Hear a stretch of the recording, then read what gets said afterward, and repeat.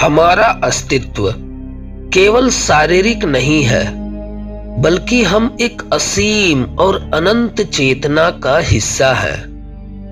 जो कुछ भी हम देख रहे हैं, सुन रहे हैं या अनुभव कर रहे हैं, वह इस ब्रह्मांड के परम सत्य से जुड़ा हुआ है। हम जितना इस सत्य से अनजान रहते हैं, उतना ही हम जीवन की सच्चाई से दूर होते जाते हैं। जिस दिन हमें ये समझ में आता है कि हम केवल शरीर या मन नहीं, बल्कि उस असीम चेतना के अंश हैं, उस दिन हम वास्तविक शांति और आनंद का अनुभव कर पाते हैं। हर व्यक्ति की यात्रा अलग होती है और इस यात्रा में कोई बाहरी सहारा नहीं है। इस यात्रा का प्रत्येक कदम आत्मज्ञान की ओर बढ़ता है। हम जितना अपनी आंतरिक स्थिति पर ध्यान देंगे, उतना हम अपने जीवन में सुख, शांति और संतुलन पा सकेंगे। हमें अपनी मानसिक और भौतिक अवस्थाओं को समझने की आवश्यकता है, क्योंकि केवल बाहरी जगत को बदलने से हमारी समस्याओं का समाधान नहीं होता। असली समाधान तो उस अहंकार को खत्म करने में है, जो हमें अपनी सीमित पहचान से जोड़ता है। जैसे हम अपने जीवन में किसी भी कठिनाई का सामना करते हैं, तो ये समझना जरूरी होता है कि हर समस्या के पीछे अहंकार ही होता है। इस अहंकार के बंधन से मुक्ति पाने का मार्ग केवल आंतरिक यात्रा से है, जहां हमें अपने मन, विचार और भावनाओं को समझकर उन्हें शुद्ध करना होता है। जितना हम इस यात्रा पर चलने में ईमानदार होंगे, उतना ही हम खुद को और इस सृष्टि को सही रूप में समझ पाएंगे। आध्यात्मिक जीवन की गहरी सच्चाइयों को जानने के लिए हमें इन महान संतों और गुरुजनों के विचारों को समझना होगा, जिन्होंने इस मार्ग पर चलकर हमें अपनी खोज के अद्वितीय अनुभवों से अवगत कराया है। अहंकार और उसकी प्रकृति। अहंकार वो मानसिक स्थिति है जो व्यक्ति को अपनी असल पहचान से दूर कर देती है।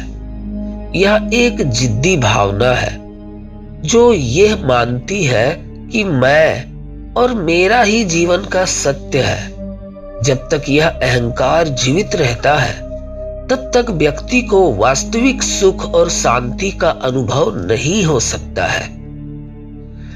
अहंकार का नाश करते ही व्यक्ति के जीवन में एक नई ऊर्जा का संचार होता है, जो उसे आत्मा के वास्तविक रूप को पहचानने में मदद करती है।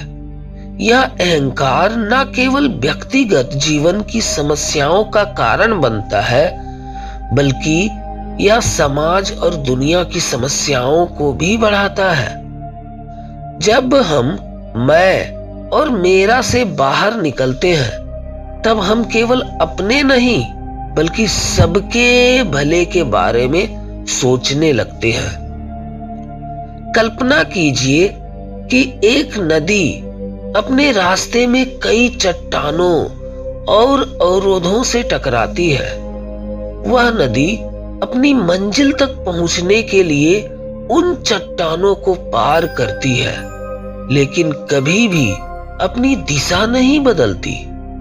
जब वो अपने अहंकार को छोड़ देती है, तो वह बंधनों से मुक्त होकर समुद्र में विलीन हो जाती है।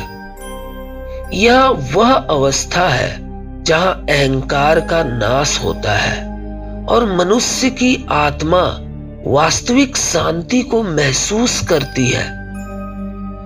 जैसे एक पक्षी अपनी सीमाओं से मुक्त होकर आसमान में उड़ता है, वैसे ही जब हम अपने अहंकार को छोड़ते हैं, तब हम अपने भीतर की अनंत संभावनाओं को पहचान पाते हैं।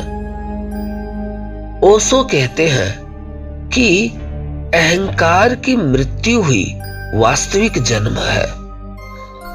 ओशो के अनुसार अहंकार का नाश आत्मा के वास्तविक रूप को प्रकट करता है। जब तक मनुष्य मैं और मेरा के भाव से मुक्त नहीं होता, तब तक वह वास्तविक शांति की अनुभूति नहीं कर सकता है। अहंकार वो मानसिक बंधन है जो मनुष्य को अपनी वास्तविकता से दूर रखता है। यह अहंकार उसे भ्रमित करता है और वह जीवन में कभी संतुष्ट नहीं हो पाता है। ओशो यह भी कहते हैं कि अगर हमें आत्मा की सच्चाई जाननी है, तो हमें सबसे पहले अपने अहंकार को समाप्त करना होगा। जैसे एक बंदी जब अपने बंदी गृह को छोड़कर मुक्त होता है, तो उसकी स्वतंत्रता का अनुभव उसी पल होता है जब वह अपने बंदी गृह से बाहर निकलता है। उसी प्रकार अहंकार के बंदी गृह से बाहर निकलकर ही हम अपनी आत्मा की स्वतंत्रता का अनुभव कर सकते हैं। गहरी नींद और ध्यान की समानता। ओशो ने गहरी नींद और ध्यान के बारे में कहा है कि दोनों अवस्थाएं लगभग समान होती है।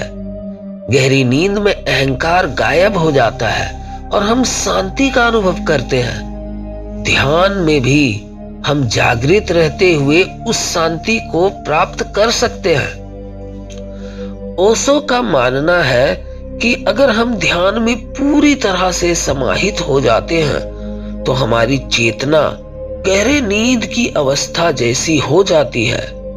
इस अवस्था में हम किसी भी प्रकार के मानसिक तनाव या अहंकार से मुक्त हो जाते हैं और केवल शांति का अनुभव करते हैं।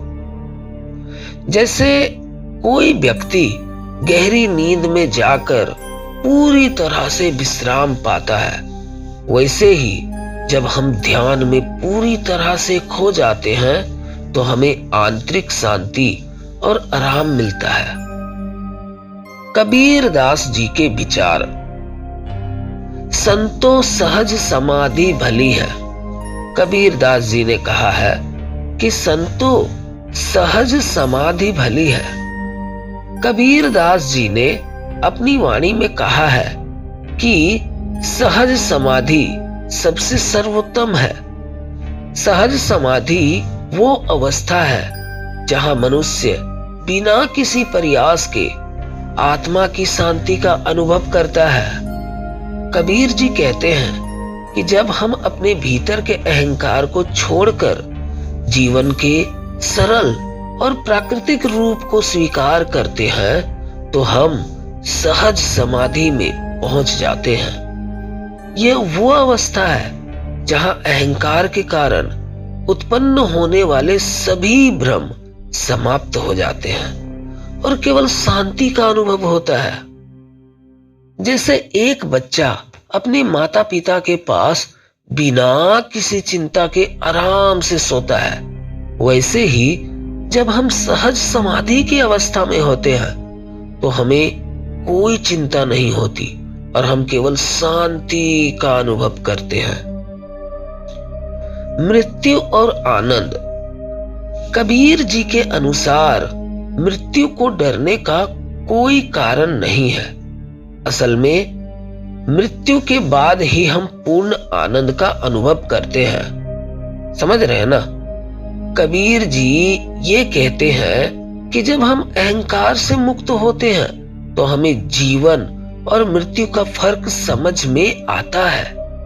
मृत्यु का मतलब केवल शारीरिक देह का त्याग होता है, लेकिन आत्मा तो अमर रहती है।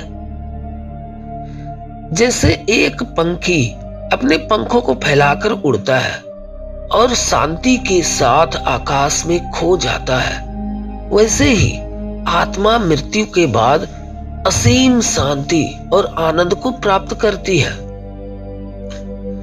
कबीर जी के अनुसार साधु वही होता है जो अपने अहंकार को पूरी तरह से समाप्त कर देता है।